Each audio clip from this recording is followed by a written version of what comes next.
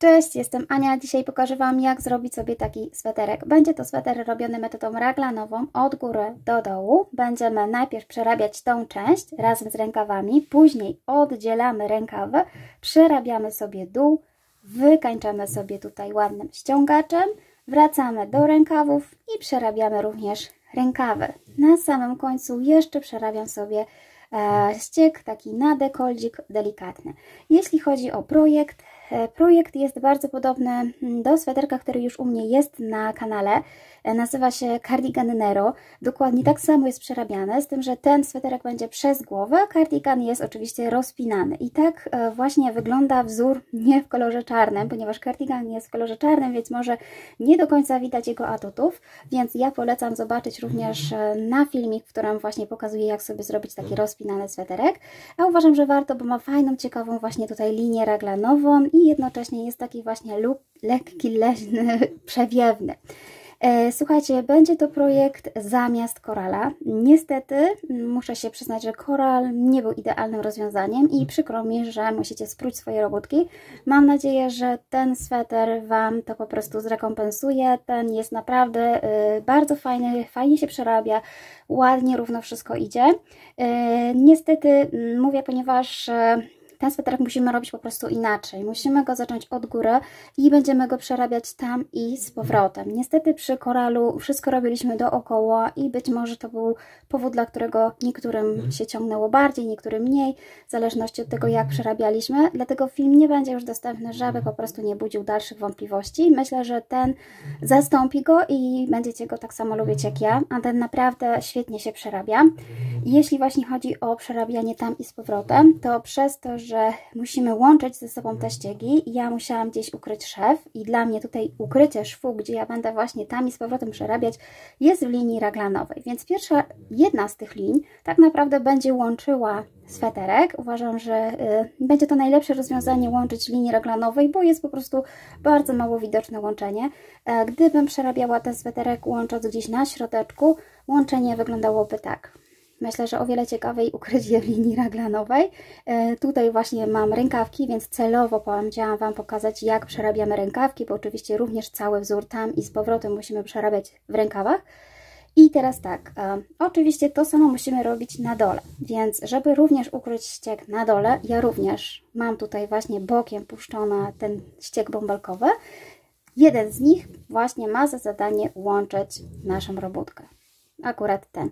Troszeczkę może się różnić od poprzedniego, aczkolwiek ja jeszcze tego nie układałam i nie prałam. Zawsze po wypraniu sweterki lepiej się układając, więc ja polecam nawet wyprać, żeby wzór się ładnie ułożył.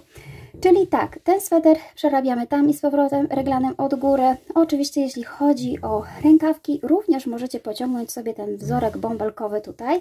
Ja nie robiłam już tego wzorku, natomiast przy przerabianiu mówię, jak to można zrobić. Celowo też, żeby Wam pokazać, jak wyglądałoby tutaj łączenie, gdy na przykład nie chcecie mieć tych bąbelków z boku, to łączenie tylko z jednej strony wtedy będzie tak wyglądało. A jeśli chodzi o włóczkę, to oczywiście przerabiam ją dalej tą samą włóczką, którą przerabiałam koral.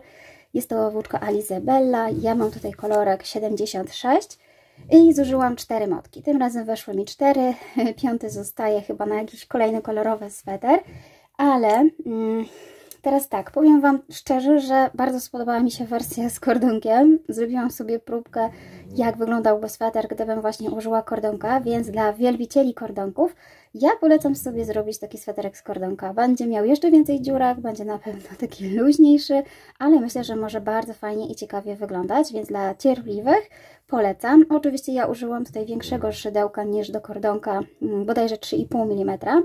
Można spróbować większym, ale właśnie tak będzie wyglądać próbeczka z kordonka. Myślę, że też fajne rozwiązanie, jeśli chodzi o taką narzutkę właśnie bardzo już typowo letnią. Także to jest mój pomysł. Mam nadzieję, że kiedyś uda mi się zrealizować ten sweter z kordonka. A jeśli chodzi o ten, to przerabiałam na szydełku 4 mm. Jednakże możecie użyć większego, 4,5, bo kardigan mój czarny przerabiam 4,5 i wtedy właśnie mamy takie większe dziurki i siateczki. Słuchajcie, mam nadzieję, że sweterek Wam się podoba i się nie zniechęcicie pomimo pierwszej nieudanej próby naprawy sweterka Coral. No niestety czasami tak bywa, że że coś się nie udaje, ale tym razem myślę, że sweter naprawdę będzie świetny i nie ma się co przejmować, trzeba iść dalej i robić kolejne robótki. Także jeśli Wam się podoba ten pomysł na ten sweterek, mam nadzieję, że sobie go przerobicie, zrobicie i dacie znać, jak Wam poszło. A ja już serdecznie zapraszam na film. I zanim Wam jeszcze pokażę, jak będziemy wykonywać sweterek, to podam Wam wymiary mojego sweterka, aczkolwiek ja mówię, że nie tworzę rozmiarów, nie przeliczam rzędów. Robimy sweterek dla siebie, więc za każdym razem mierzcie i sprawdzajcie, jak Wam jest po prostu wygodnie. Ja tylko powiem Wam, że mi udało się tutaj uzyskać 52 cm, jeśli chodzi o szerokość pod pachami. Natomiast wysokość mojego swetra, długość, to jest tutaj około 54 cm. Rękawki mam krótkie, znaczy 3/4, więc to też nie jest sweterek, który ma długie rękawy, no bo to ma być taki lekki sweterek, więc od tej linii aż tutaj do końca mam 45 cm. Jeśli takie wymiary sweterka Wam odpowiadają, możecie nabierać tyle oczek, ile ja. Jeśli nie, to oczywiście trzeba sobie samemu przeliczyć. I mówię też to dlatego, że właśnie ten sweterek udało mi się zrobić z 4 motków, właśnie w takich wymiarach, ale jeśli planujecie większy, to trzeba oczywiście kupić tych motków więcej. I tak jak mówię, sprawdzajcie na bieżąco, mierzcie, przymierzajcie, czy co Wam po prostu pasuje, jak się układa. Zawsze można spróć jeszcze raz, gdy jest za mały, czy też za duży. Nie bójcie się, naprawdę robicie dla siebie i nie ma się co spieszyć. Ok, to zaczynamy. Tak będzie wyglądał nasz sweterek od góry. Ja mam tu pierwszą część, tę linię raglanową już przerobioną, ale oczywiście ja Wam jeszcze raz pokażę, jak to zrobić. Zaczynamy od rozplanowania sobie dekoltu, od zmierzenia i popatrzenia, ile chcecie mieć centymetrów na dekolt. Ja mniej więcej robię na około 30 centymetrów. Mówię mniej więcej, ponieważ dekolt jeszcze się na pewno tutaj rozszerzy, ale aczkolwiek będzie do niego ściągacz, więc dla mnie to jest odpowiednia szerokość dekoltu. Mówię tylko o tej części, czyli w obwodzie około 60 centymetrów. I oczywiście zaczynamy od zrobienia próbki. Próbka jest bardzo ważna, bo dzięki temu nie musimy próć i możemy sobie rozplanować ilość oczek. Próbkę można zrobić tak, jak ja będę Wam pokazywała, w okrążeniu z raglanem bądź bez. Ja doradzam bez raglanu, dlatego że tak naprawdę chcemy wiedzieć, jak przerabiamy oczka, ile centymetrów wchodzi na daną ilość oczek. To jest dla nas najważniejsze, żeby sobie właśnie ustalić, ile nabrać oczek. I jak już będziecie wiedzieć po przerobieniu próbki, ile nabrać oczek, to zajmujemy się rozplanowaniem linii raglanowej. I ja już wiem, że potrzebuję 88 oczek, żeby stworzyć sobie dekolt mniej więcej o obwodzie 60 cm. I kiedy już mamy naszą liczbę oczek, pamiętajmy, żeby była zawsze parzysta, bo inaczej nie podzielimy sobie tutaj równo linii raglanowej. Zaczynamy od punktów raglanowych. Na te punkty zawsze będą potrzebne 4 oczka, więc od tej liczby odejmuję sobie te 4 oczka. Czyli od 88 odjęłam sobie te 4 oczka, mam 84 oczka. Następnie znowu dzielę sobie tą liczbę na pół, ponieważ łatwiej będzie mi rozplanować raglan rękaw i raglan przód. Czyli mam do rozdysponowania 42 oczka i te oczka muszę podzielić pomiędzy ten panel i rękaw, ale rękaw właśnie całe tutaj w obwodzie, bo tutaj dzielimy panel przedni.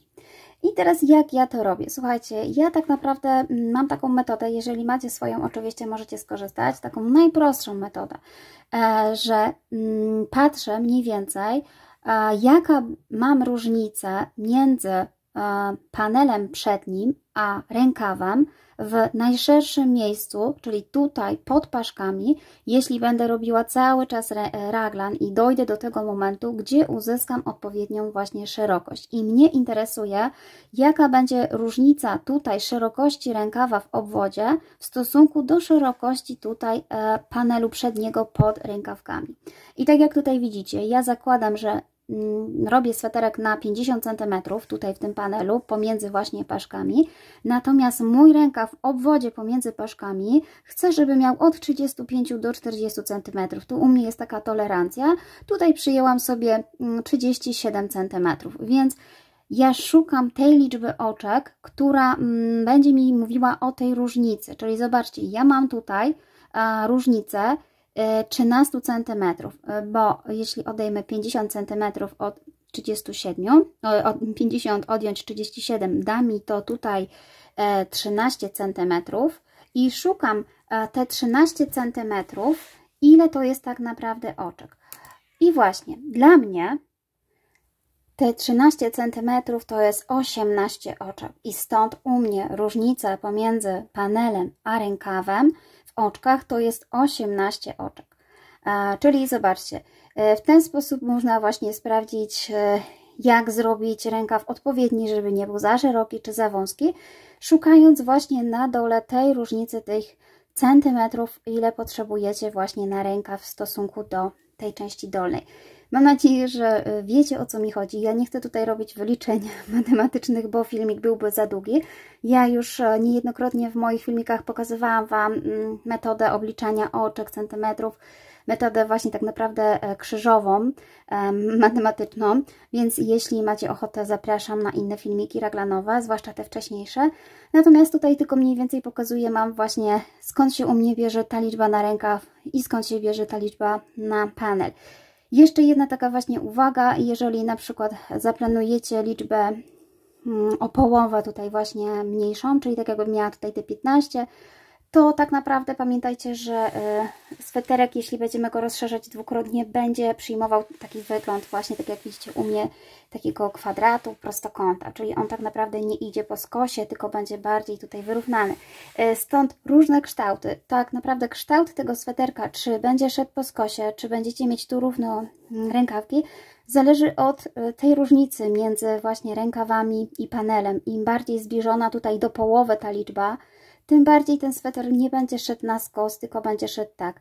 To też zależy od liczby oczywiście zwiększeń, bo jeżeli będziemy zwiększać w każdym rzędzie, a ja zwiększam tutaj w każdym rzędzie, więc mój będzie taki trochę szeroki, to wiadomo, że ta linia będzie szła tak. Ta linia rękawów będzie bardziej przypominała właśnie taką literę T. W ten sposób, tak jak tutaj u mnie, widzieliście na początku. Natomiast jeżeli będziemy łagodnie zwiększać co drugi rząd, to wiadomo, że właśnie ta linia będzie szła troszeczkę inaczej. Ale tym kształtem się nie przejmujcie. To tak naprawdę sweterek ma leżeć dobrze na Was. Przymierzajcie sobie tą część i patrzcie, czy dobrze leży. I patrzcie, czy potrzebujecie właśnie zwiększenia w każdym rzędzie, czy potrzebujecie zwiększenia co drugi rząd. Ja Wam tego nie powiem, musicie po prostu sami sprawdzić, jak jest najlepiej. Ja ten sweterek postanowiłam przerobić w każdym rzędzie zwiększenia i dla mnie jest to odpowiednia szerokość i wielkość. Jeśli chodzi o linię raglanową, jaką tutaj uzyskałam, to już Wam tutaj podaję. Jest to dla mnie tutaj około 24 cm, więc dla mnie jest to odpowiednia linia. Oczywiście właśnie tą część przymierzamy na siebie i patrzymy, czy właśnie już tutaj po spięciu mamy luźno pod rękawem. I jeszcze będzie tutaj delikatny ściągacz, więc na pewno się tutaj sweterek jeszcze wydłuży, natomiast ważne, żeby luźno pod rękawem można było spiąć i zatrzymać się właśnie w odpowiednim miejscu, przerobić tyle rzędów, ile potrzebujecie. Ok, ja Wam teraz pokażę, jak będzie wyglądał wzorek. I zaczynamy od zrobienia łańcuszka na tą ilość oczek, którą już dobraliście. Oczywiście, jeśli robicie próbkę, warto zrobić próbkę z mniejszej ilości oczek, nie z tych samych, co ja tutaj. Na przykład nabrać 30 oczek. Im więcej troszeczkę tych oczek, tym próbka jest też miarodajna. Czyli jeżeli zaczynacie od próbki, to zacznijcie po prostu w taki sam sposób jak ja, tylko w kolejnych rzędach już nie przerabiajcie sobie linii raglanowej. Tak jak mówiłam, lepiej zrobić sobie dookoła tą próbkę, żeby wiedzieć po prostu, jak oczka, ile Wam zajmują centymetrów. Jeśli chodzi o samo przerabianie, jeszcze tak króciutko, to ten sweterek przerabiamy, tak jak mówiłam na początku, niby robimy w okrążeniach, ale tam i z powrotem, czyli po połączeniu musimy wracać jeszcze raz, dzięki temu wzór właśnie jest stabilniejszy. Czyli na początek zaczynamy od oczek łańcuszka. Ja mam do nabrania 88, więc po prostu nabieram 88 oczek łańcuszka. I mam już nabrane 88 oczek. Oczywiście przydadzą nam się tutaj znaczniki. Najlepiej, żeby początkowy był w innym kolorze, wtedy łatwiej nam odróżnić okrążenia. Mamy łańcuszek, teraz układamy go sobie tak, żeby nam się tutaj nie pozawijał, czyli idziemy cały czas tutaj równo, tak jak idą oczka łańcuszka i będziemy go łączyć. Czyli ja sobie tutaj już poukładam i teraz jeżeli mam tutaj przód, wywijam sobie tutaj z tyłu i wbijam się tą w tylną pętelkę. Oczywiście upewnijcie się, że łańcuszek się nie pozaginał, w tylną pętelkę łańcuszka. Nie robię tutaj żadnego oczka dodatkowego. Pamiętajcie, że łączymy dopiero tutaj oczkiem ścisłym, czyli mam 88 oczek i łączymy.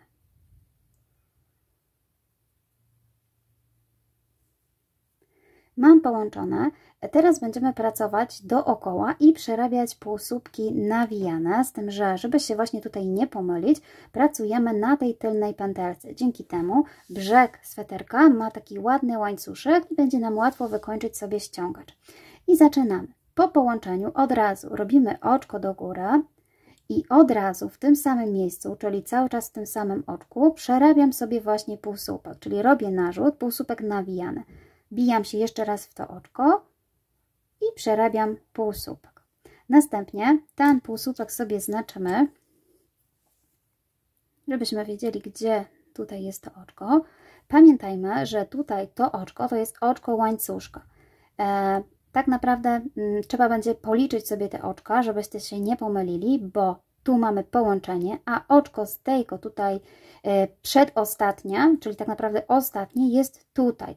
Jeśli chcecie, możecie sobie na przykład zaznaczyć to oczko w tym momencie, odwracając ten łańcuszek, bo teraz będzie lepiej go widać, i wbić sobie znacznik w tą ostatnią tutaj pętelkę tylną, czyli w ostatnim oczku. I wtedy będziemy mieć pewność, które oczko jest ostatnie. Czyli tak, mamy bite tutaj w ostatnie oczko, tutaj mamy nasze oczko łączeniowe i łańcuszek do góry. To oczko łączeniowe to jest po prostu jedno takie wielkie oczko razem tutaj. I następnie przerabiamy dookoła cały czas już półsłupki, wbijając się tutaj w tą tylną pętelkę. Oczywiście na początku może być ciężko je tutaj przerobić, ale trzeba się tutaj nagimnastykować i przerobić sobie luźno te oczka. Czyli cały czas robię narzut, wbijam się w tylną pętelkę i przerabiam dookoła półsłupkami nawijanymi. I ja już przerobiłam sobie prawie wszystkie moje półsłupki. Zobaczcie, dzięki temu, że wbiłam się tutaj w ostatnie oczko, wiem, gdzie mam do przerobienia. I ja jeszcze jedno sobie tutaj przerabiam. Tak naprawdę powinniśmy teraz przeliczyć sobie te oczka, zaczynając od tego, czy macie dokładnie tą liczbę, którą powinniście mieć, czyli u mnie 88. I teraz tak, układamy sobie równo tutaj, bo jeszcze mogło nam się gdzieś pozawijać, pozakręcać, tak żeby nigdzie nie było pozawijane, pozakręcane. Oczywiście góra do góry, czyli w tym momencie wypinam sobie marker, ten tutaj, albo zanim jeszcze wypnę, można od razu połączyć, żeby nam się nie pomieszało. Wbijamy się właśnie w to oczko. Popatrzcie, czyli tak jak mówiłam, tu mamy oczko, które było do góry, a tu było ostatnie oczko, które przerobiliśmy. Czyli my się wbijamy w oczko od półsłupka i łączymy sobie oczkiem ścisłym. I mamy połączone okrążenie. Teraz już ten znacznik można sobie wypiąć. W kolejnym okrążeniu będziemy przerabiać, znaczyć już sobie tutaj linie raglanowe, przerabiać sobie właśnie takie bąbelki i jeszcze bez zwiększeń, czyli dwa okrążenia, a to było pierwsze, przerabiam bez zwiększeń. I teraz właśnie przydadzą nam się znaczniki. Tak jak mówiłam, to jest metoda naokoło, ale tam i z powrotem, czyli my nie przerabiamy teraz tej części, tylko będziemy się odwracać i przerabiać tą część. Więc tak naprawdę wzór jest dwustronny, bo wygląda tak samo z prawej, jak i z lewej strony. Jedyną różnicą prawej czy lewej strony będą po prostu łączenia włóczek, więc po tym będziecie poznawać właśnie lewą stronę, możecie zaplanować, z której strony będziecie łączyć włóczki. Bądź też, jeżeli tutaj właśnie mamy przerobiony pierwszy rząd półsłupek z tej strony, możecie uznać tą stronę za prawą, bo półsłupki na lewej wyglądają troszeczkę inaczej. I teraz tak, po połączeniu robimy oczko do góry, ale zanim zrobimy, to musicie się troszeczkę przyjrzeć temu wzorkowi, ponieważ tak, zobaczcie, że jeśli robimy wzór w okrążeniach dookoła, to mamy najpierw półsłupek, a później dla niego oczko. Półsłupek, oczko, tak? Czyli oczko jest z tyłu, najpierw jest półsłupek. Natomiast jeżeli odwrócicie sobie tę robótkę, to to, co było z przodu, jest z tyłu. Czyli tak naprawdę przerabiając dla tego półsłupka, przerabialibyśmy to oczko, Mam nadzieję, że to tutaj widać. Jeszcze raz. Dla tego półsłupka tu było oczko, czyli jak sobie odwrócicie tutaj robótkę, to teraz mamy odwrotnie. Oczko jest najpierw, a półsłupek jest za nim. I jest to właśnie ważne, ponieważ żebyśmy nie mylili się i nie wbijali w niewłaściwe miejsca, to musimy wiedzieć, jak po prostu jest skonstruowany ten wzorek. I teraz tak, ja robię oczko do góry, odwracam w ten sposób robótkę, żeby miała włóczka od razu po tej stronie, tutaj, bo z tej strony będziemy po prostu sobie ciągnąć. Jeśli odwrócicie ją na drugą stronę w ten sposób, też nie ma jakiegoś większego znaczenia, po prostu ważne, żebyście się odwracali w jedną stronę zawsze tak samo, bo może po prostu to być widać. Czyli jeszcze raz, zrobiłam sobie oczko do góry, odwracam sobie robótkę, czyli teraz będziemy pracować tu, czyli nie pracujemy dookoła, czyli wracamy. I tutaj zaczynamy od rozplanowania sobie naszej linii raglanowej. Ale zanim jeszcze to zrobię, warto sobie wpiąć znaczniki, takie na początek, jeżeli nie wiecie po prostu w co się wpinać, żebyśmy wiedzieli, gdzie jest dane oczko dla danego półsłupka. Tak jak mówiłam, będziemy przerabiać odwrotnie, więc zobaczcie, przed połączeniem tutaj kolejnym wolnym oczkiem jest tutaj. Natomiast tutaj, to jest tylko takie znaczenie na chwilę, żeby Wam pokazać, to jest pomiędzy, czyli tak naprawdę złapałam sobie teraz oczka wolne pomiędzy, żeby Wam pokazać, w co się wbijać, a tu mamy łączeniowe. I jeszcze raz do góry odwracam i teraz widzicie, jak to mniej więcej wygląda i gdzie się trzeba wbić. Po odwróceniu ja mam tutaj taką dziurkę, właśnie taką większą, tu są oczka, które będziemy się później wbijać, a to całe łączenie to jest jedno oczko. I tutaj będę wykorzystywać tą dziurkę, która mi się tworzy, żeby zrobić tego bąbelka. I robimy bąbelka. Ja tego bąbelka robię w taki sposób, że robię narzut i wbijam się właśnie w to miejsce, które Wam pokazałam. Przeciągam włóczkę raz, jeszcze raz robię narzut, jeszcze raz wbijam się w to samo miejsce. Mam teraz 4, 5, ta piąta jest ostatnią, jej nie będziemy teraz przerabiać. I jeszcze raz robię narzut i jeszcze raz wyciągam sobie włóczkę w ten sposób. Czyli tak naprawdę mam 7 oczek, ale ostatnie oczko przerabiamy osobno. Tu mam 6. Ja w poprzednim wzorze, jak przerabiałam kardigan, proponowałam bąbelek na 8. Jak najbardziej możecie zrobić sobie większy bąbelek, tylko wtedy trzeba więcej razy sobie przeciągnąć i on wtedy będzie grubszy. To tak naprawdę zależy od Was, jaki on ma być gruby. U mnie tutaj został zrobiony na 6, jest troszeczkę mniejszy, więc po prostu pokażę Wam, będę kontynuowała na 6. Jeżeli chcecie mieć na 8, może być również na 8. Czyli ja sobie teraz tutaj ściągnę te 2 oczka, żebym miała na 6. I teraz zostawiając ostatnie oczko, przekładam się przez 6, czyli jedno musi tutaj zostać. Mam 6 przełożone. Jeszcze raz nabieram włóczkę i przekładam przez 2. I od tego momentu znaczymy sobie nasze punkty raglanowe. To będzie nasz pierwszy punkt raglanowy, więc wbijam sobie ten początkowy kolorek. Tak jak mówię, na początku pokazuję Wam właśnie, gdzie są te oczka, a później tak naprawdę nie trzeba sobie znaczyć tych początkowych, końcowych, chyba że Wam jest to tak wygodniej, to oczywiście możecie. I dzięki temu widzicie, że następnym, kolejnym oczkiem do przerobienia jest oczko tutaj. I zaczynamy od rozplanowania linii, więc ja tutaj zaczynam, powiedzmy, od tego miejsca i przerabiam sobie teraz rękaw, czyli 12 półsłupków muszę sobie tutaj przerobić. Te półsłupki będziemy się wbijać inaczej, będziemy się wbijać pod wszystkie nitki, pod wszystkie tutaj pętelki, czyli mamy pętelkę z oczka, raz, 2, 3. Muszą być 3, to jest właśnie ten wzorek, gdzie wbijamy się pod 3 pętelki i przerabiamy 12. Raz, 2, 3, 4, 5, 6 i mam przerobione moje 12 oczek. Tu mam moją pierwszą pętelkę. Raz, 2, 3, 4, 5, 6, 7, 8, 9, 10, 11, 12.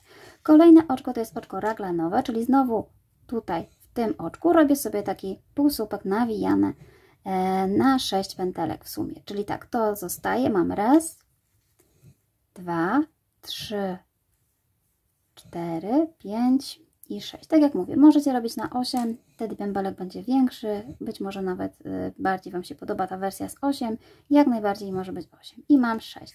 I znowu znaczę sobie tutaj znacznikiem, już w innym kolorku i następnie przerabiam sobie tą część, czyli muszę wykonać 30 półsłupków. Też wbijam się oczywiście pod 3 pętelki. Przerabiając tego bąbelka też wbijałam się tutaj pod 3 pętelki. Tak naprawdę zawsze się będziemy wbijać pod 3 pętelki, więc po prostu pamiętajcie o tym, żeby zrobić to za każdym razem tak samo. Ja przerobię sobie tutaj te 30 i mam przerobione 30 półsłupków. Oczywiście w kolejnym znowu robimy bąbelka, czyli narzut i 6 razy 6 musi być takich pętelek. U mnie już jest 6, przekładam przez 6, robię narzut i przez 2. I znowu zahaczam. Tym razem robię jeszcze rękaw, czyli 12 półsłupków nawijanych.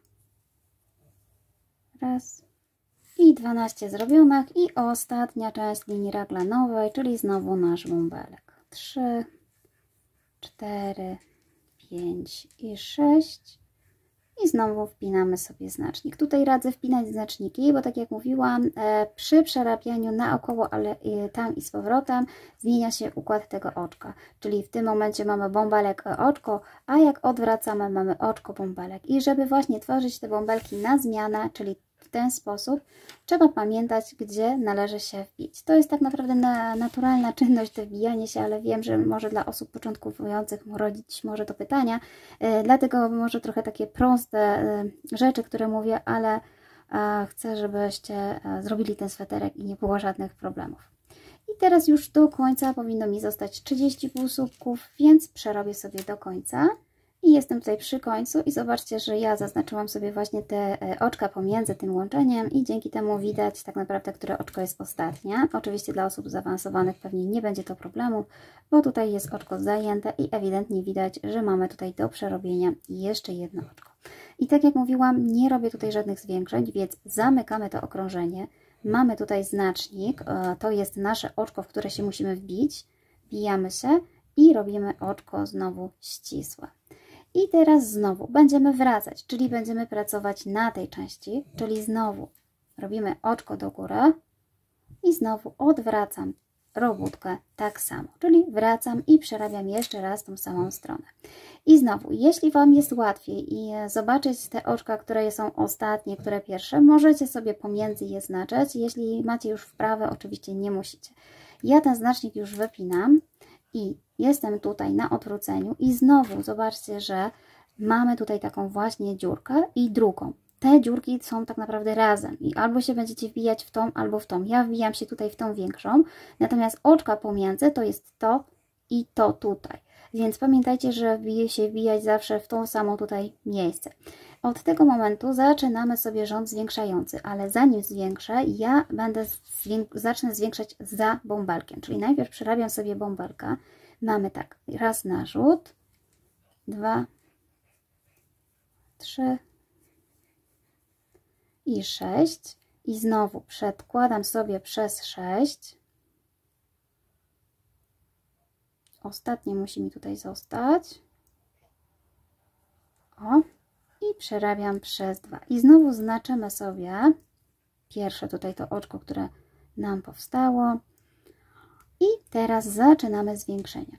Tutaj mamy kolejne oczko do przerobienia i już tutaj zaczynam zwiększać, czyli robię narzut i w tym oczku przerabiam 2 razy półsłupek, czyli nawijam raz i jeszcze raz narzut i 2. I zaczynam zwiększać od tego momentu, czyli tutaj w ostatnim oczku będę musiała wykonać zwiększenie po przerobieniu tego okrążenia. I teraz tak, za każdym razem co jakiś czas warto sobie właśnie sprawdzać, czy Wam się zgadza liczba oczek, czy jest taka sama po obu stronach rękawa, jak i panelu, bo czasami może się zdarzyć, że gdzieś tam zapomniemy sobie dodać oczka. O ile nie wpływa to bardzo na jakość sweterka, czy na wygląd, to nie musicie się wracać i pruć, no chyba, że faktycznie będzie coś szło krzywo, więc wtedy warto po prostu jeszcze raz wrócić się i spróć. I teraz przerabiam sobie tą część tutaj tylną cały czas tak samo, czyli wbijamy się pod te 3 pętelki i przerabiamy sobie półsłupki. Ja już tutaj to z Wami przerobię i pokażę Wam jeszcze raz przy znaczniku, jak będzie wyglądało właśnie zwiększenie. Musicie tak naprawdę spróbować, jak będzie się układał sweterek w rzędzie za każdym razem, gdy będziecie zwiększać, a jak gdy będziecie zwiększać co drugi rząd. To wszystko zależy oczywiście od tego, jaki nosicie rozmiar, jak Wam się układa. Ja już ten sweterek przerabiałam, więc wiem, że dla mnie zwiększenie w każdym jest odpowiednie. I zobaczcie, zatrzymujemy się tutaj. Mamy oczko przed i to jest oczko do tego półsłupka. Tak jak mówiłam, jest oczko, jest półsłupek i w tym oczku, bo nawet mamy to zaznaczone, znowu przerabiamy zwiększenie, bo zwiększenie przerabiamy przed bąbelkiem i za bąbelkiem. Tak wygląda rząd zwiększający, że w każdym z takich właśnie znaczników musimy wykonać zwiększenie. I znowu narzut, raz, narzut i jeszcze raz, 2. Czyli mamy zwiększenie tym sposobem tutaj już z tej strony i z tej strony po jednym oczku. Teraz przechodzę na rękaw, ale wcześniej muszę wykonać ten bąbelek i zobaczcie, że miałam zaznaczone tutaj, również wbijam się pod te 3 niteczki, pod te 3 pętelki. Raz, 2, 3, przerabiam bąbelek przed bąbelkiem. Dzięki temu on idzie tak właśnie na zamianę, czyli tutaj raz, 2, 3, 4, 5, 6. Mam 6, przerabiam. I znowu sobie znaczę sobie to oczko, które tutaj przerobiłam i również za bąbelkiem przerabiam zwiększenie, czyli to kolejne oczko wolne, całe, puste, raz i 2. W ten sposób. I to wykonuję w każdym takim znaczniku, czyli muszę przerobić sobie pełne okrążenie. Nie będę już pokazywać tego samego, dokładnie cały czas tak samo. To jest rząd zwiększający, więc przy każdym znaczniku robimy zwiększenie przed i po. I oczywiście wpinamy sobie znaczniki, żeby nam się nic nie pomyliło. I ja dojdę sobie tutaj do tego momentu. Ja już przerobiłam sobie pełne okrążenie, w każdym tutaj wbijając się, przerabiając sobie zwiększenia. Tak naprawdę zobaczcie, że to wszędzie widać, czy pominęliśmy, czy zrobiliśmy sobie zwiększenie, bo z jednego oczka tutaj wychodzą nam po 2. I ja tutaj zatrzymuję się jeszcze na końcu, żeby właśnie Wam pokazać, że jeśli nie znaczycie sobie oczek, tak jak ja tutaj, ostatnie oczko to jest bardzo blisko bąbelka. To jest właśnie tak jak mówiłam, jest do tego półsłupka oczko wcześniej. Dlatego całe to gadanie o tych oczkach wcześniej, żebyście właśnie nie zapomnieli, że tutaj jest to oczko, do które się musimy wbić. Nawet jak sobie policzycie, miałam 12 oczek, więc tutaj zrobiłam zwiększenie i mam raz, 2, 3, 4, 5, 6, 7, 8, 9, 10, 11, 12, więc 12 i tu będzie 13 i 14, jeśli zrobię tutaj zwiększenie, czyli po każdej tutaj stronie dochodzi po jedno oczko, czyli z 12 mam 14, czyli pamiętamy o tym. I teraz oczywiście zamykamy okrążenie, wbijając się tutaj, przekładając i oczko ścisłe. I znowu już możemy sobie wypiąć ten marker. I znowu oczko do góry, odwracamy i przerabiamy z powrotem. I zobaczcie, że właśnie cały czas widać tutaj taką dziurkę, w którą można się łatwo wbijać. Oczywiście zaczynamy znowu od bąbelka, czyli to zwiększenie po tej stronie jest po okrążeniu. Czyli znowu raz, 2, 4, 5 i 6. I tu przez 2. I znowu sobie znaczymy to oczko pierwsze. I zobaczcie, teraz tak naprawdę robicie dokładnie to samo, co wcześniej, cały czas dookoła pracując. Jeśli będziecie wykonywać zwiększenia w każdym oczku, to dokładnie tak jak ja. Czyli mamy tutaj kolejne oczko, półsłupek i do niego oczko, czyli to jest tutaj, tak? Nawet jak sobie odwrócicie robótkę, to będzie widać, że mamy tutaj oczko pierwsze to. I tutaj robię zwiększenie. Ja mam taką właśnie tutaj technikę, że przerabiam w każdym oczku, w każdym rzędzie zwiększenie. Tak u mnie to wygląda. Widać tutaj za każdym razem te zwiększenia z tej strony, jak i z tej strony. Musicie opracować dla siebie najlepszą technikę, bo jeśli chcecie spróbować zrobić co drugie okrążenie zwiększenie, to po prostu w tym okrążeniu nie przerabiacie zwiększeń, tylko tak jakbyście przerabiali ten nasz rząd drugi, po prostu, tak jak tutaj przerabialiśmy bez zwiększeń, ze zwiększeniem. Jeśli, tak jak mówię, musicie spróbować. Jeśli chodzi o to, co to zmienia, zmienia to przede wszystkim, że raglan, liczba oczek zmienia się szybciej. Szybciej osiągniemy sobie szerokość. Natomiast nie będzie taki wysoki tutaj ten sweterek, tak? Jeżeli jesteście właśnie bardziej szczuplejsi i wyżsi, to być może przerabianie co drugi rząd będzie dla Was odpowiednie, bo tak naprawdę długo potrzeba, żeby ten rząd się rozszerzył, żeby te oczka się zbytnio nie rozszerzały i też nadbudowujemy sobie właśnie tutaj wysokość tego tutaj raglaniku. Musicie to przerobić i zobaczyć, jak jest najlepiej. Oczywiście wygląd będzie troszeczkę inny, tak jak mówiłam na początku, on nie będzie się tak szybko zwiększał, więc nie będzie tworzył tutaj takiego kwadratu, ale tak naprawdę to wszystko będzie szło ładnie, równo i trzeba tylko po prostu zmierzyć i zobaczyć, która technika jest dla Was odpowiednia. I tak jak mówię, każdy rząd będzie taki sam. W każdym rzędzie ja robię zwiększenia, czyli przy dokładnie kolejnych tutaj też robię zwiększenie. Czyli u mnie po prostu jest ciągle to samo. Tutaj robię zwiększenie i przerabiam. I znowu dochodzę do tego momentu. To jest oczko moje ostatnie, w którym muszę wykonać zwiększenie. Pamiętajcie, oczko, półsłupek, oczko, półsłupek. Następnie przerabiam bąbelek pod 3 nitkami i znowu kolejne oczko, w którym właśnie muszę zrobić zwiększenie. Tak naprawdę, jeśli się pomylicie, to też będzie widać, że robótka nie zwiększa się i ciągle macie na przykład dziwną liczbę oczek. Po każdym, jeżeli się dopiero uczycie, jesteście początkujący, to na pewno po każdym rzędzie warto sobie przeliczyć, czy uzyskaliśmy to zwiększenie. Czyli jeżeli ja miałam tutaj 12, w tym rzędzie mam 14, w następnym będzie miała 16. I tak przy każdym, jeżeli tu miałam 30, to teraz mam 32, teraz jak przerobię, będę mieć 34. Jeżeli to sprawdzicie i jesteście pewni, że ta liczba się zgadza, to tak naprawdę później łatwo już Wam pójdzie.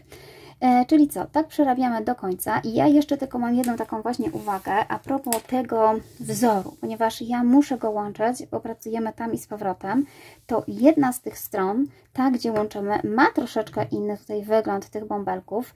Nie jest to nie jest jakaś bardzo duża różnica, natomiast no na pewno jest i ona niestety musi być. Będę to traktowała jako tył po prostu sweterka, mi to nie przeszkadza, jednakże zauważyłam też, że przy łączeniu te bąbelki są bardziej widoczne w stosunku do tych. Być może gdybym tutaj przerabiała na 8, a tutaj zostawiła na 6, byłoby to mniej widoczne. Ja natomiast już tak zostawiam. Każdy sweter gdzieś zawsze ma szef, więc po prostu ja to traktuję jako taki szef. Jest jakaś niewielka po prostu różnica. Będzie to po prostu tył sweterka. Ja już mam tą część przerobioną, więc już pokażę Wam, jak będziemy sobie łączyć sweterek. Jeśli chodzi o połączenie, to tak naprawdę zaraz Wam powiem, jak to też można jeszcze zrobić. I tak jak mówiłam, ja już mam przerobione swoją pierwszą część sweterka, moją linię raglanową. Teraz będziemy wydzielać rękawki. I teraz tak, podstawowa rzecz, że będziemy pracować już, musimy wydzielić sobie prawą stronę od lewej, więc jeżeli ostatni rząd przerabialiście na lewej, to następny, wracający, będzie już właśnie na prawej, czyli musicie tak ułożyć robótkę, żeby pracować już na prawej stronie, a prawa strona tak naprawdę od lewej nie różni się niczym, oprócz tym, co Wam mówiłam, jeżeli ewentualnie doczepialiście włóczkę, może być właśnie jakiś supełek, bądź też tutaj na początku właśnie widać, że tu mamy stronę prawą, a tu trochę lewą. Te pierwsze właśnie takie półsłupki, ale to nie ma jakiegoś większego znaczenia. Następnie tak, ja miałam, o tak Wam pokażę, tutaj skończone. I teraz tak, połączyłam sobie pierwszy już tutaj pierwsze okrążenie. Następnie wpinamy sobie marker, gdzie są nasze oczka z rękawu, ale te oczka musimy patrzeć od tej strony, ponieważ przerabiamy dalej tam i z powrotem, czyli robię oczko do góry, będę pomijała ten rękaw, Czyli wyznaczam tutaj oczka, w których się mam nie wbić, po prostu żebyśmy wiedzieli, gdzie są te oczka.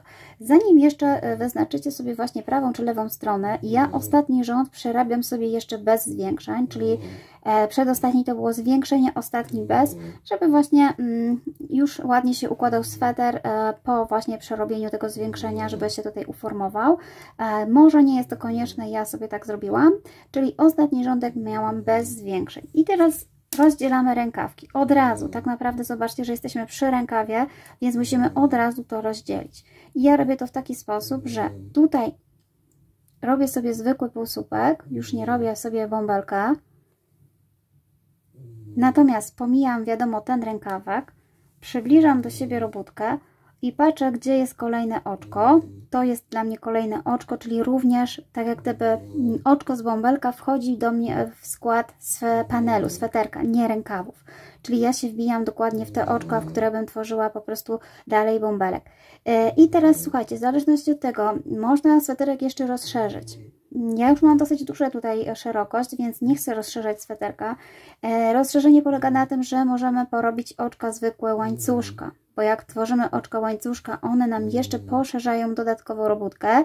Ja to stosowałam na przykład w sweterku takim ostatnio, co zrobiłam ombre, tam możecie wejść i zobaczyć. Natomiast tutaj nie chcę już poszerzać, więc po prostu zrobię tutaj jak najbliżej to łączenie, więc po prostu zrobię narzut i od razu wbiję się tutaj w to oczko, przerabiając zwykły półsłupek. Czyli tak naprawdę przybliżam do siebie te dwa półsłupki, które tworzyły bąbelek. Oczywiście tutaj można sobie to zaznaczyć, to pierwsze takie, które łączyliśmy. I dalej przerabiamy sobie normalnie we wzorze, tak jakby było. I zaraz Wam jeszcze tutaj pokażę. Po przerobieniu tak naprawdę dopiero widać, że zobaczcie, jaka jest różnica na rękawie. Tu był nasz ostatni oczko, to są oczka, które tworzą nam rękaw i one dodatkowo, pomimo że ja bardzo mocno przybliżyłam, tworzą jeszcze taką przestrzeń, którą też będę musiała wypełnić albo zszyć tutaj dziurkę. To tak naprawdę od Was zależy, co wolicie, albo nadbudować to półsłupkami, albo zszyć. Oczywiście to pokażę Wam później. Najpierw skupimy się tutaj na tej części, czyli ja przerabiam sobie teraz kolejny tułów i dojdę do kolejnego tutaj fragmentu, gdzie mam rękaw. Oczywiście znowu mam zaznaczone, gdzie mam się wbić. Jestem już z drugiej strony, gdzie muszę pominąć kolejny drugi rękaw i tak jak mówiłam, ostatnie oczko do przerobienia to jest oczko z bąbelka, z tym, że przerabiamy je jako półsłupek. Pomijam te oczka, które miałam tutaj na rękaw, mam zaznaczone, które to są oczka. I następnie znowu robię narzut i od razu wbijam się w miejscu, gdzie miałabym zrobić bąbelka. W taki sposób. I tak mamy w ten sposób rozdzielone już rękawy. Tak naprawdę będziemy pracować już tylko tutaj środkową część naszego swetra. Ja jeszcze tutaj powiem Wam właśnie, jak będziemy robić dalej. Czyli tak, tutaj dalej pracujemy w okrążeniach tam i z powrotem, ponieważ gdybyśmy zrobili inaczej, to wzór będzie troszeczkę inaczej wyglądał, tylko już pokażę Wam, jak to będzie wyglądało. I przyrobiłam sobie już całe okrążenie, czyli jesteśmy w tym miejscu, gdzie zaczynaliśmy sobie oddzielać pierwszy rękawek i tutaj mam znacznik, który mi mówił właśnie, gdzie jest moje początkowe oczko. Ja teraz oczywiście znowu zrobię to samo, czyli łączę tutaj z tym oczkiem. Oczywiście możemy sobie właśnie przybliżyć, żeby było mniejsze tutaj dziurka, mniejsza dziurka. I oczywiście znowu będziemy pracować w okrążeniach, czyli musimy wrócić tym samym ściegiem, przerobić tutaj naokoło i będziemy w tym miejscu. I jak przerobię tutaj, to pokażę Wam, co ja tutaj będę robiła.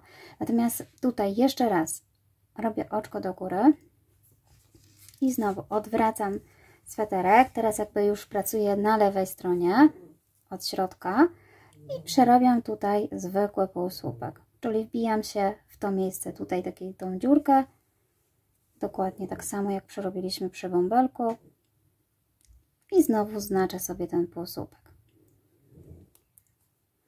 i z powrotem przerabiam sobie dalej do drugiej krawędzi Jestem teraz przy drugim rękawku, tu gdzie właśnie mamy te oczka i jeżeli dodawaliście sobie takie oczka, trzeba je przerobić. Ja nie dodawałam, czyli tak mam naprawdę tutaj te dwa półsłupki z moich bąbelków i tutaj, o ile ten mogę się jeszcze wbić tutaj, natomiast właśnie przy tym łączeniu możemy albo wbić się właśnie w całe oczko, to początkowe tutaj i tak chyba będzie najlepiej, albo od razu nawinąć i wbić sobie tutaj. Tak naprawdę to od Was zależy, co jest dla Was wygodniejsze. Wszystko jedno, tak naprawdę chodzi tylko o to, żeby te oczka przerobić, czyli jeżeli macie więcej tych oczek, to trzeba wszystkie te oczka poprzerabiać. Ja nie miałam żadnego, więc po prostu jadę naokoło i tak jadę do drugiego końca naszego początkowego. Myślę, że tak też może zostać, więc idę dalej. I teraz jestem już na początku, tutaj znowu, gdzie mamy właśnie zawracanie i tutaj znowu mam tą samą sytuację, czyli przerabiam sobie półsłupek, tutaj w tym okienku, gdzie nie mogę tak naprawdę się inaczej wbić i to był mój ostatni półsłupek i teraz łączę sobie tutaj z tym moim markerem, moim pierwszym oczkiem. I mamy zamknięte okrążenie, gdzie tak naprawdę właśnie wyrównaliśmy sobie tutaj całe dookoła sweterek. I znowu oczko do góry. I teraz pracujemy na prawej stronie, czyli tutaj już odwracamy w ten sposób, że już wiemy, którą mamy prawą, którą lewą.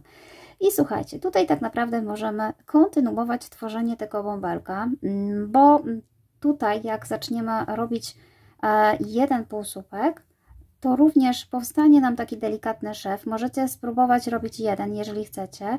Natomiast jeżeli będziemy kontynuować dalej tym samym sposobem, to będziemy mieli takie same bąbelki z jednej i z drugiej strony. Z tym, że tak jak mówię, ten jeden łączeniowy troszeczkę się różni, ale to tak naprawdę będzie po bokach, więc myślę, że ktoś by musiał patrzeć i z jednego, z drugiego boku, żeby się zorientować, że te są inne.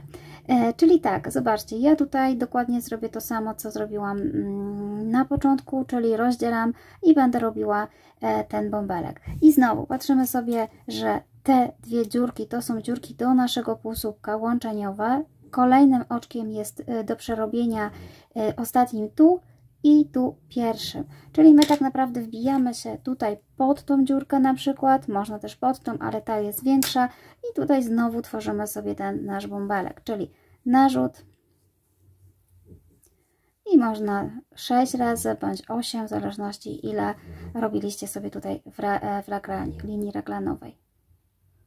I znowu przykładamy sobie tak samo. A jak pokazuję, to zawsze mi się gdzieś tam zaplątuje. Ale to chyba tak jest. I znaczymy. I oczywiście ten sam bąbelek trzeba będzie zrobić z drugiej strony, z tym, że ja nie dodawałam tak oczek tutaj do żadnego łańcuszka, więc ja po prostu zrobię tak, że policzę sobie w środku, żeby z jednej i z drugiej strony było tyle samo i tyle, ile mi wyjdzie z drugiego końca, a wyszło mi już po 79 oczek i tu mam oczko takie właśnie, w którym będę robiła. Natomiast Wy wybierzcie po prostu takie środkowe oczko, zostawiając z przodu i z tyłu po tyle samo oczek. Mam nadzieję, że udało Wam się zrobić tak po prostu w miarę parzystą liczbę oczek, jeżeli dodawaliście łańcuszek, no bo wtedy będzie łatwiej podzielić. Wiadomo, że jeżeli zrobimy to o jedno przesunięcie oczko mniej, to też się nic nie stanie. Nie będzie to aż takiej wielkiej różnicy, ale jeśli się da, to wyrównujemy sobie tutaj właśnie w ten sposób. Czyli mój pierwszy początkowy bąbelek to jest ten, który właśnie tutaj zaczynam, natomiast drugi równo rozkładam równo, tak żeby po każdej, po drugiej, po pierwszej, po prawej, na przodzie i z tyłu było po prostu po tyle samo oczek. I ja mam tutaj po 79, więc zrobię 79. I jestem już z drugiej strony, przeliczyłam sobie dokładnie jedną i drugą stronę, czy się dobrze zgadza i w miejscu, gdzie mamy właśnie zrobić ten nasz bąbelek, oczywiście wykonujemy dokładnie to samo, co robiliśmy tutaj na reglanie. Oczywiście nie musicie robić tego bąbelka, możecie po prostu zamykać okrążenia i robić zwykły półsłupek. To tak naprawdę zależy od tego, co Wam się podoba.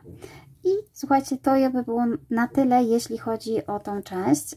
Po prostu cały czas wykonujemy tak samo, tam i z powrotem w okrążeniach i wykonujemy dokładnie tak samo bąbelek, jak wykonywaliśmy przy raglanie, czyli wracając znowu będziemy wykonywać tutaj w tej części. I ja dokończę troszkę tego tutaj, tej części, zobaczę ile mi nie starczy włóczki i zajmiemy się przerobieniem rękawków. Jeszcze Wam pokażę właśnie jak to wygląda u mnie, czyli w tym momencie tak, mamy rozdzielone rękawy, z tej strony mam już pierwszy bąbelek, odliczone dookoła tyle samo tutaj oczek i ten początkowy bąbelek. I tak teraz pracujemy sobie dookoła i tu później będziemy jeszcze wykańczać rękawki.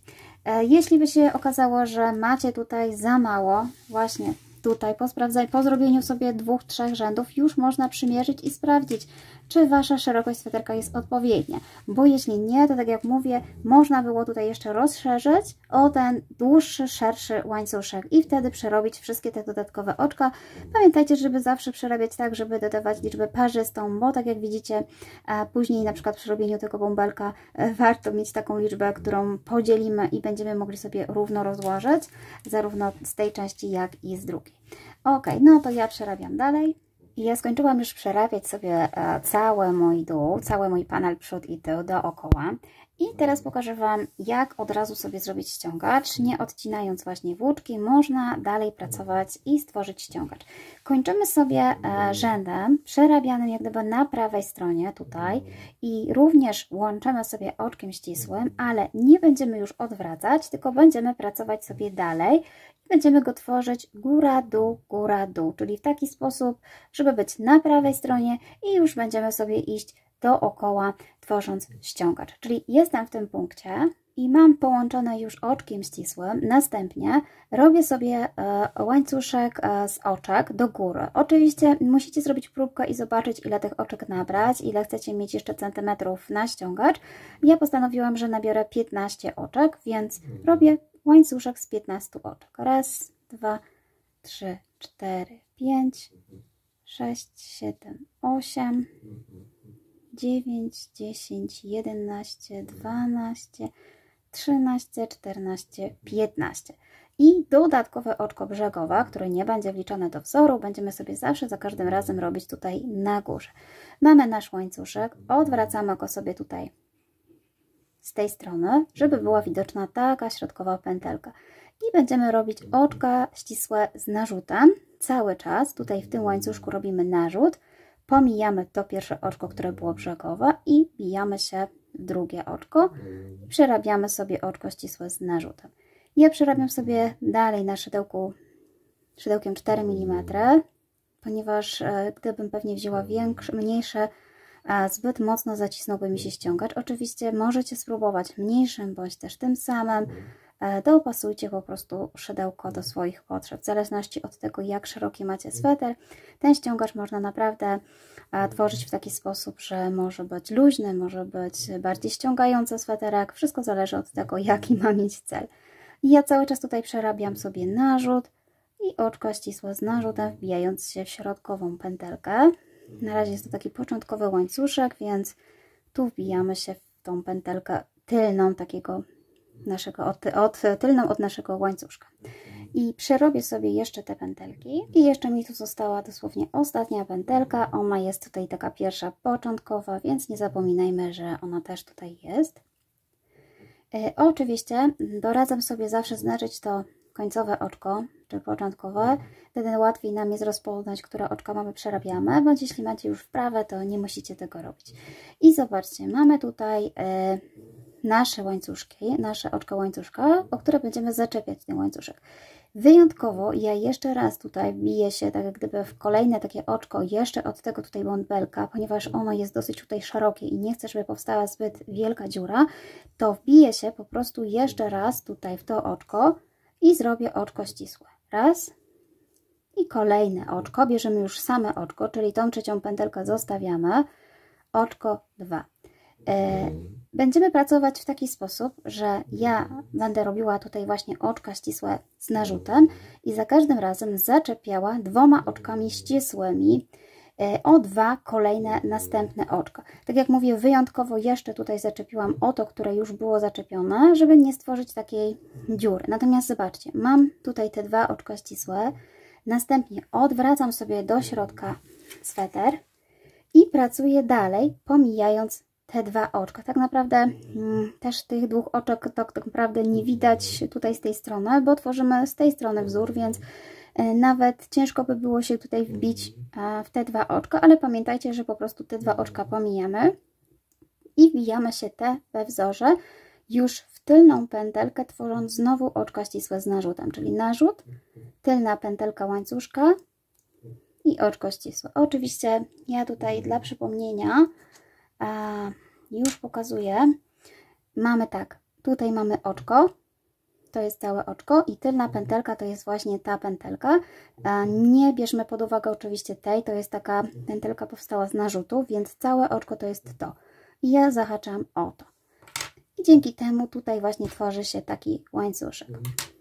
I robimy sobie tak do końca, czyli cały czas tylna pętelka i oczka ścisłe z narzutem.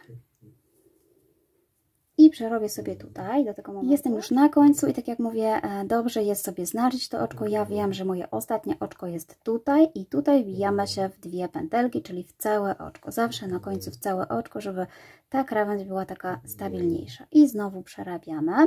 I następnie oczko do góry, czyli oczko przejściowe. Odwracamy sobie robótkę. Pamiętajmy, żeby odwracać zawsze tą samą stronę. Wtedy tutaj ten ściek, ta krawędź będzie zawsze taka sama. Jeżeli zaczniemy w różne strony odwracać, możecie zauważyć po prostu wtedy zmiany. Odwracając w jedną, ja mam tutaj właśnie taką pętelkę. I co? I zaczynamy od razu od narzutu i znowu wyszukujemy sobie całego oczka, patrząc z góry, tutaj wbijam się tylko w tą tylną pętelkę, czyli ta tutaj łańcuszek ma nam właśnie taki pozostać. I znowu przerabiam sobie moje 15 oczek ścisłych z narzutem, czyli jadę sobie tutaj do końca. Przerobię sobie tutaj. Jestem już tutaj prawie na końcu. Mam do przerobienia dwa oczka. Raz, dwa. Pamiętajcie, żeby sprawdzać co jakiś czas liczbę tych oczek, żeby się nie okazało, że zwiększacie bądź zmniejszacie, bądź zapominacie chociażby nawet o tym ostatnim, bo ono będzie się na Wam troszeczkę chowało i pamiętajcie, żeby właśnie też nie zapomnieć je przerobić. I tak naprawdę, tak jak mówię, warto też sobie tutaj wpinać znacznik na końcu od razu po przerobieniu, na przykład właśnie rzędu. Ja już wiem, które to jest oczko, więc po prostu nie wpinam, ale dla osób początkowych doradzam sobie zawsze zaznaczyć znacznikiem. I tak jak mówiłam, będziemy robić zawsze tak samo, czyli ja tutaj zaczepiam o dwa oczka ścisłe następne wolne oczko. Zobaczcie, to oczko tutaj, ono się tak ciągnie tu, ponieważ ono już tutaj właśnie było zaczepione. Wyszukuję kolejnego wolnego oczka, czyli to jest dla mnie wolne oczko, nic tutaj nie ma i zaczepiam oczkiem ścisłym. Raz i jeszcze raz, dwa, czyli dwa razy zaczepiam sobie mój ściągacz i te dwa oczka później pomijam, odwracając robótkę. Wykonuję dalej po prostu ściągacz, wbijając się już, pomijając te dwa oczka, po prostu w oczko od wzoru, tylną pętelkę. Jeśli chodzi o ten ściągacz, to można tak naprawdę go dowolnie modyfikować, bo liczba tutaj oczek, o które zaczepiamy, mówi nam, jak bardzo będziemy ściągać tą robótkę. Trzeba po prostu przerobić sobie jakąś część tego ściągacza i zobaczyć, jak Wam się u Was układa, bo jeżeli będziemy na przykład robić luźno, dużym szydełkiem, to ten ściągacz, powiedzmy, będzie lekko ściągał Wam tę robótkę. Natomiast jeżeli zrobicie mniejszym szydełkiem, na przykład 3,5 mm, może bardziej Wam ściągnąć robótkę. To jest raz. Dwa, że można zawsze wbijać się w 3 oczka. Na przykład zaczepiamy o 3 oczka, wtedy jeszcze bardziej ściągnie Wam robótkę. Jeśli wbijamy się w 2 oczka i widzimy, że na przykład już 2 oczka za bardzo ściągają tą robótkę, to można robić na przemian. Raz wbijam się w 2, raz w jedno, raz dwa, raz w jedno. Tak naprawdę musicie dostosować po prostu ten ściągacz do swojej szerokości sweterka, tak jak Wam po prostu odpowiada. Ja już jakąś część przerobiłam, więc u mnie taki system się sprawdził. Natomiast jeśli właśnie chodzi o rękawy, ja Wam też powiem, jak będę przerabiać dokładnie tak samo, z tym, że przy rękawach zazwyczaj chcemy właśnie bardziej ścisnąć ten ściągacz, bo mamy na przykład szersze rękawy, to wtedy właśnie ja polecam taką metodę, że wbijamy się również w 3 oczka lub na przykład na zmianę, raz 3, raz 2. Oczywiście to wszystko zależy od tego, jaką szerokość po prostu macie rękawa i jak Wam wygodniej, czy mieć właśnie ściągacz bardziej luźny, czy dolegający. Ja Wam pokazuję pomysł i mówię Wam po prostu, jak sobie to można mniej więcej rozmieścić i rozregulować ten nasz ściągacz. Wyregulować, czyli po prostu robiąc albo ciasny, albo taki luźny. To wszystko zależy od tego, ile oczek się tutaj wbijemy i też jakiego szydełka użyjemy. Im mniejsze szydełko, tym wiadomo, będzie bardziej ściaśnięty ten nasz ściągacz. Dobrze, słuchajcie, ja przerabiam ten ściągacz do końca i pokażę Wam, jak będę już łączyła.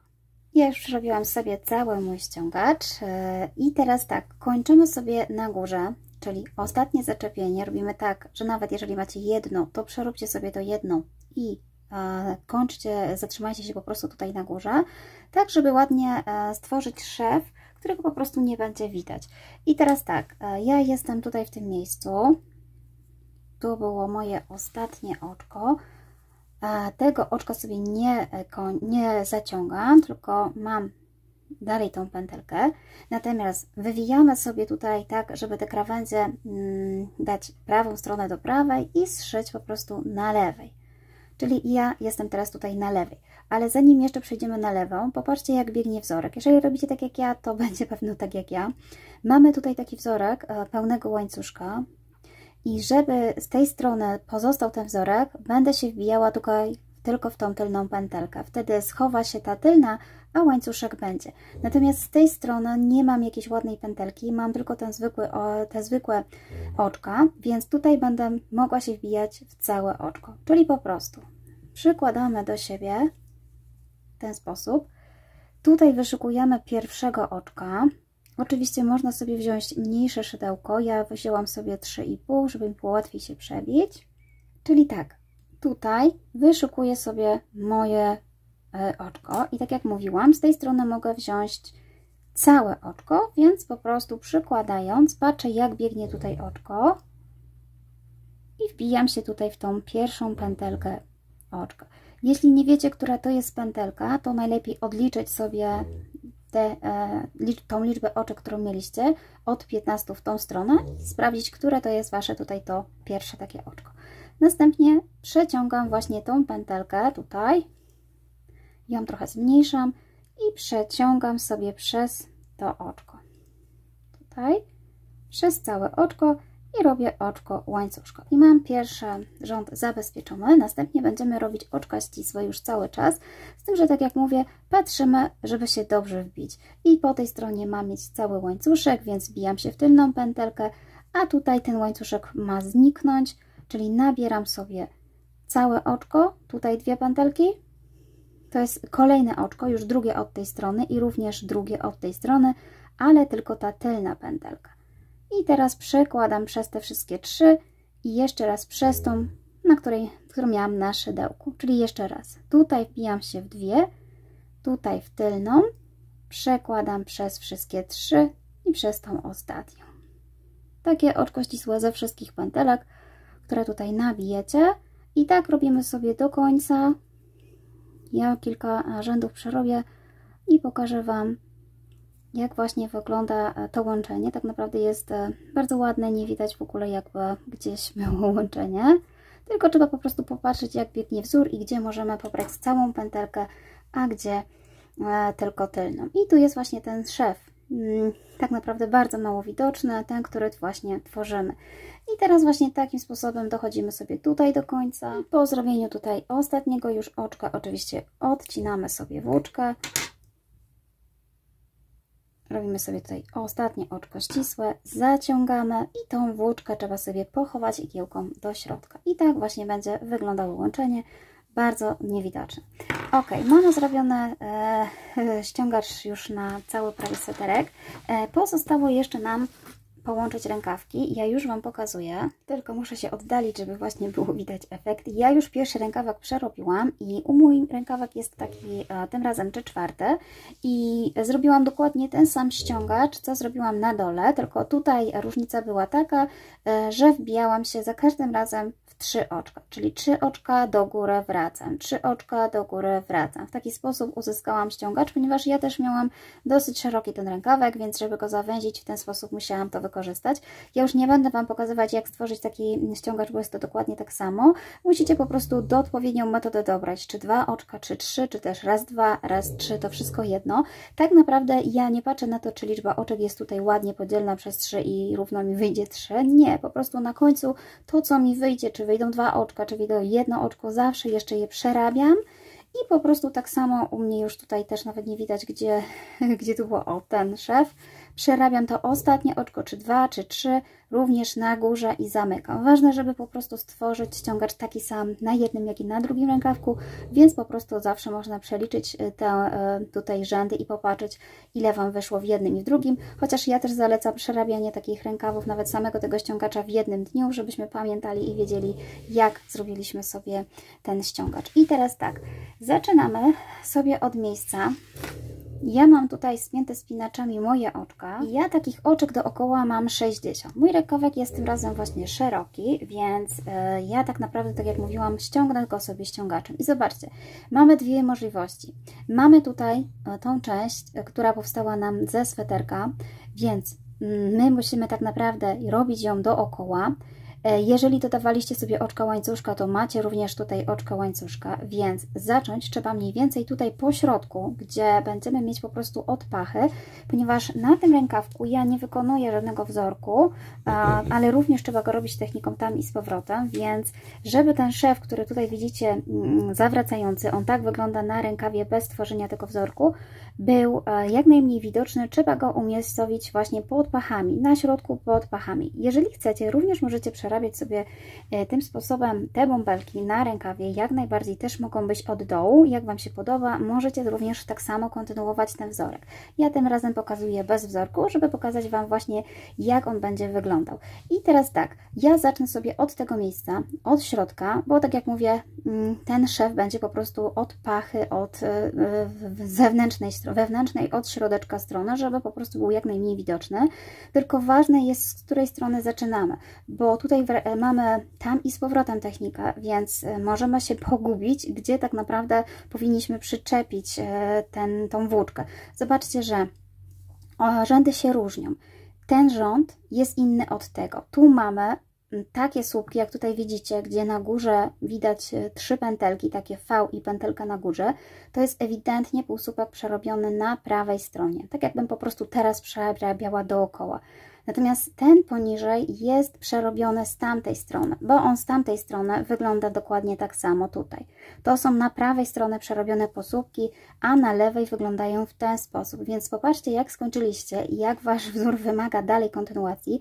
Mój ewidentnie został tutaj przerobiony ostatnie okrążenie na prawej stronie, więc ja muszę teraz na tej, co jestem, doczepić włóczkę tak, żeby pracować sobie na tej stronie. Czyli tak, żeby tworzyć na tej od środka stronie wzór. Czyli dla mnie włóczka będzie przyczepiona tutaj i będę szła odwrotnie z wskazówkami najpierw zegara. Jeżeli macie inną sytuację, że na przykład skończyliście właśnie na takim rzędzie jak tutaj, to trzeba zaczepić ją również od środka, ale kontynuować w tą stronę.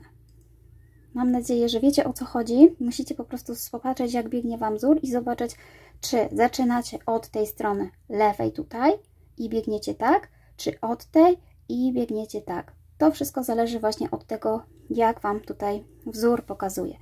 I ja postanowiłam, że pomimo tego, że mam szeroki ten rękaw, jeszcze tutaj przerobię dokładnie 5 półsłupków. Po prostu mam środek, czyli w tym środku będzie 1. Pomiędzy jeszcze tutaj zmieszczę 2, dzięki temu będę miała może liczbę oczek nieparzystą, ale to będzie taki środek, wyznaczał mi dokładnie środek pod pachami. Jeśli nie chcecie tak robić, można również zrobić w ten sposób, tak jak łączyliśmy sobie tą część, panel przedni i tylni, że po prostu przerabiamy, na przykład zaczepiając włóczkę w tym miejscu, albo w zależności, czy musicie iść z tą stronę, czy w tą, od razu przerabiać również to, czyli jak gdyby te dwa półsłupki również można przerabiać blisko. Powstanie dziurka, ale tą dziurkę od strony zewnętrznej, od środka po prostu igiełką można zszyć. Również taka metoda jest dostępna, w zależności jak wolicie, jak Wam jest wygodniej i co jest tak naprawdę dla Was prościej.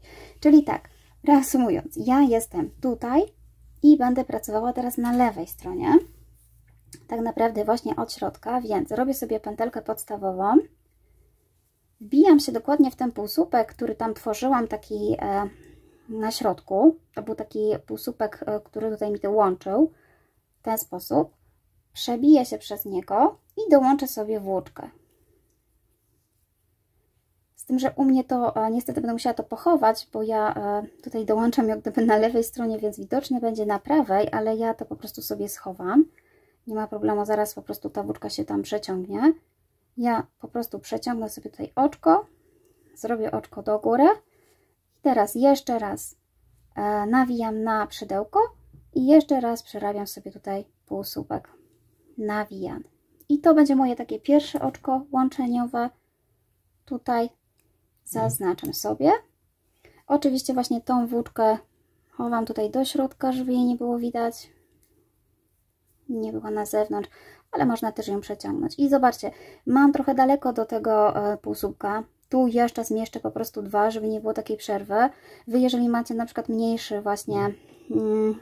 mniejszy rękawek, można tych półsłupków zrobić więcej. Po prostu w miejscach, które tutaj widzę, wbijam się i mam 3 półsłupki. I zobaczcie, to są te 3, które dodatkowo dodałam. Tu jeszcze zmieszczę 2.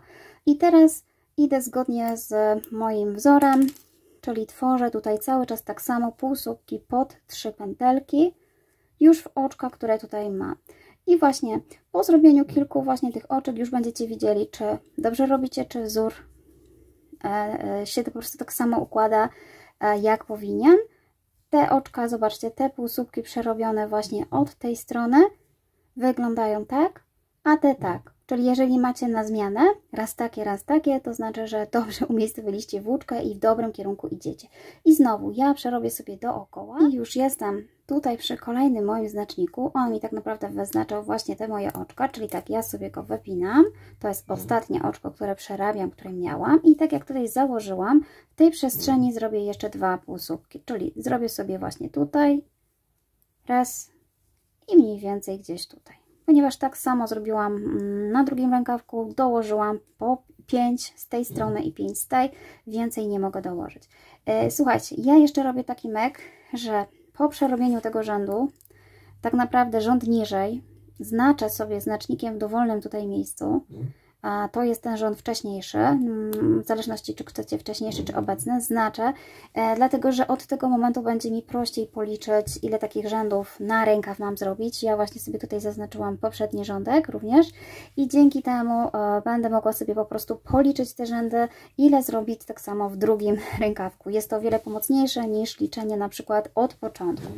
I teraz tak, jesteśmy w tym samym miejscu na początku i znowu, słuchajcie, robimy dokładnie tak samo, jak robiliśmy w sweterku, czyli po prostu łączymy oczko do góry, pracujemy teraz po prawej stronie, od strony zewnętrznej, czyli tam pracowałam wewnątrz, tutaj zewnątrz. Ten marker mi już tutaj nie jest potrzebny, więc sobie go wypinam.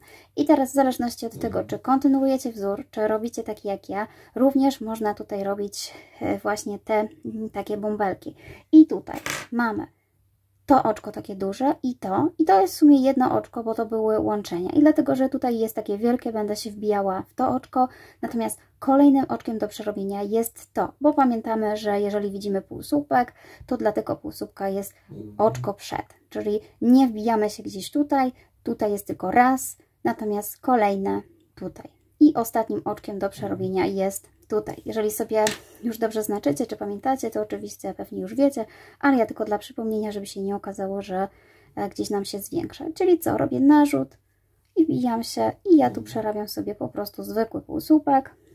Oczywiście ten początkowe oczko też sobie znaczę, żeby mi było prościej i dalej przerabiam sobie już tak samo. Wzór się już u mnie tutaj nie zmienia. Raz po prostu przerabiam z zewnątrz, raz wewnątrz, żeby po prostu była kontynuacja wzoru. I tak będzie wyglądał Tak będzie wyglądało właśnie wykończenie tego rękawa. W ten sposób ja sobie zaczepiłam tutaj. Myślę, że pod pachą, jeśli macie jakieś większe dziurki, spokojnie można dodawać więcej półsłupków, bądź jest to po prostu sweter z dziurkami, więc on tak naprawdę może mieć tutaj troszeczkę tych dziurek więcej. Ok, słuchajcie, ja ten rękaw oczywiście już przerobię sobie sama. Dokładnie Wam powiedziałam, jak to zrobić. Oczywiście robicie na taką długość, jaką chcecie i na końcu wykonujemy ściągacz. Jeśli macie pomysł na inne wykończenie, jak najbardziej możecie zastosować. Można również zawężać sobie rękaw, jeżeli umiecie co jakiś czas po prostu przerabiać z dwóch oczek jedno, wówczas też nie trzeba będzie tak kombinować z ściągaczem, ale to może już metoda dla bardziej zaawansowanych osób. Ja przerobię rękaw i pokażę Wam jeszcze, jak przerabiam sobie dekolt. U mnie już sweterek prawie gotowy, pozostało tylko wykończyć dekolt. Oczywiście na dekolt jest bardzo dużo możliwości, ponieważ możemy zrobić go właśnie takim samym ściągaczem, dokładnie tak samo zaczepiając, ale mi nie podoba się to, że będzie tutaj taka falbanka, ona na pewno się będzie wyginać, więc można tak naprawdę zrobić taki dekolt, trochę dłuższy i zgiąć go na pół i z lewej strony podszyć. Też będzie na pewno fajnie wyglądał. Ja natomiast przerobię troszeczkę inaczej, może prościej, łatwiej, szybciej i też będę miała właśnie taki łańcuszek dookoła. I zaczynam sobie w miejscu, gdzie mam na przykład właśnie tutaj tą niteczkę. Będę robiła słupki, półsłupki reliefowe, przednie, wbijane z przodu, cały czas dookoła w przodu, czyli będę robiła to w spirali, żeby nie było żadnych łączeń, ponieważ słupki właśnie z przodu tak naprawdę, jeżeli zaczniemy łączyć, to będzie je widać. Więc tak, wybieram sobie pierwszy tutaj półsłupek, jakiśkolwiek dowolny. Będzie tutaj dla mnie to tył, więc tak naprawdę nie ma znaczenia, że tutaj będzie troszeczkę inaczej. I owijam sobie tutaj wokół. Nabieram ten półsłupek pierwszy, zaczepiam tutaj tą pętelkę, przekładam pod i robię pierwsze oczko ścisłe. I od razu, tak samo jeszcze raz robię narzut, owijam jeszcze raz tutaj ten półsłupek. W taki sposób. I teraz zaznaczam sobie to pierwsze moje oczko, żebym wiedziała, gdzie zaczyna się oczko. Następnie dookoła, po każdym takim półsłupku będę właśnie robiła te słupki reliefowe. Tutaj to pierwsze jest troszeczkę niewidoczne, bo było takie łączenie, ale również wyciągam i przerabiam półsłupkami nawijanymi, czyli narzut, zabieram jak gdyby cały półsłupek, przekładam pod nim włóczkę, narzut i jeszcze raz przekładam już przez 3. I tak dokładnie robię dookoła. Dzięki temu ten dekoltik troszeczkę się tak ładniej właśnie zaokrągli. I on też nie musi być dokładnie taki duży, bo to jest taki letni sweterek, więc może im mniejszy taki dekolt, tym mniej będzie gorąco. Więc tak samo przerabiam sobie tutaj każdą część. Mamy tutaj akurat ładne półsłupki, więc omijam tutaj tą pętelkę, gdzie mamy bąbelek. Robię tylko przy półsłupkach. Cały czas tak samo. Ja tylko pokażę jeszcze tutaj to przejście przy półsłupkach. Przy bąbelku oczywiście. Chcę Wam pokazać, że właśnie tutaj tego nie robię. Dlatego pierwszy rząd robiliśmy z samych półsłupków, żeby właśnie móc sobie tutaj zrobić teraz taki dekolcik. O, w ten sposób i kolejny. I ja przerobię sobie te półsłupki nawijane cały rząd, dojdę tutaj i przerobiłam sobie już dookoła, już widać, że ładnie właśnie krawędź się zaokrągla i jestem tutaj na początku, gdzie zaczynałam sobie mój pierwszy półsłupek. I teraz właśnie tak jak mówiłam, nie chcę zbytnio łączyć, chcę dookoła, żeby ten wzór wyglądał ładniej, czyli wypinam sobie znacznik i po prostu przerabiam kolejny półsłupek, od razu wbijając się z przodu. Po prostu przechodzę do kolejnego półsłupka, robiąc dokładnie to samo, co do tej pory, czyli pod półsłupek i przerabiamy sobie z przodu półsłupki reliefowe. Takich rzędów naprawdę nie trzeba zbyt wiele, prawdopodobnie 2 lub 3 wystarczą, więc myślę, że ja tutaj przerobię to kółeczko i pokażę Wam, jak to u mnie wyszło. Przerobiłam sobie drugi rząd i tyle mi wystarczy, to będzie taki łagodny dekolt. I żeby tutaj z kolei zniwelować różnicę, w przedostatnim półsłupku robię narzut i po prostu przerabiam sobie tylko takie oczko ścisłe, nawijane tutaj z przodu. Czyli przeciągam i od razu przekładam. Natomiast tutaj wyciągam sobie pętelkę i od środkowej strony tutaj, od wewnątrz wkładam szydełko I tą pętelkę tutaj przekładam. Oczywiście ją trzeba zmniejszyć, jak już przełożymy. Pociągnąć sobie tutaj za sznureczek, ona się zmniejszy. I następnie odcinamy sobie już włóczkę. Oczywiście ja tutaj nie przełożyłam sobie. Ta włóczka powinna być tam. Czyli jeszcze raz tutaj przekładamy. I teraz od tej strony robimy sobie tutaj oczko ścisłe. Czyli zaciskamy tutaj pętelkę. I mamy prawie niewidoczne łączenie. Wszystkie tutaj jeszcze dodatkowe włóczki trzeba sobie pochować do środeczka. Wydaje mi się, że dekolt takim rozwiązaniem też ma swoje plusy. Oczywiście ja już Wam bardzo dziękuję i serdecznie zapraszam na pozostałe filmy. Do zobaczenia.